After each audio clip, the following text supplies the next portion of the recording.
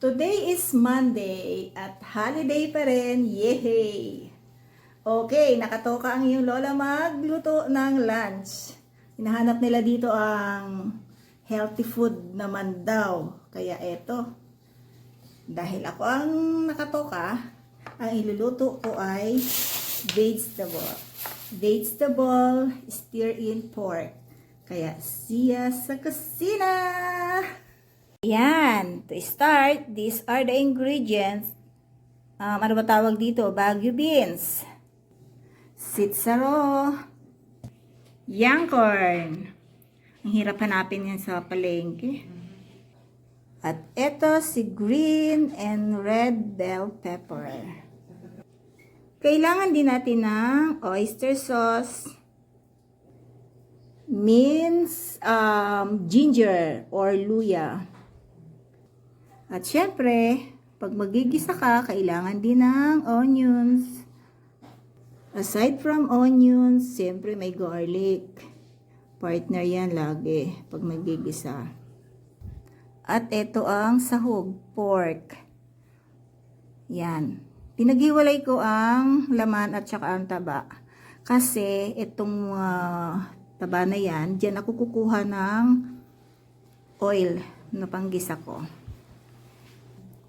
Okay, ready na. Magluluto na ako. Okay.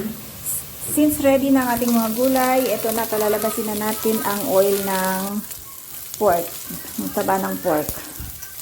And then, pag ganyan ang itsura, ibig sabihin ready na natin ilagay ang bawang, sibuyas, at ang ginger. Minsan, pag nagigisa ako, doesn't matter kung nauna yung sibuyas, nauna yung luya, or whatever yan na nauna, basta pinaghahalo-halo ko lang yan. Pare-pareho lang yan. So, pag malambot na yung tree na yan, yung bawang, sibuyas, at yung tawag yan, luya, isusunod na natin yung laman ng baboy. Okay, yan. Ilagay na. Tapos, mag-mix-mix ka lang. Para maging pantay ang pagkakaluto. Yan. Tapos, hindi ko pala naipakita dyan. Nilagyan ko na siya ng oyster sauce sa paminta. So, pag yan, ihahalo mo lang siya hanggang sa maluto yung pork. Kasi pag ang gulay naman kasi, mabilis lang naman siyang lutuin. So, di ba, makikita ninyo, almost, luto na. Pagka ganyan na, pwede niyo nang ilagay ang young corn. Bakit kailangan young corn ang mauna?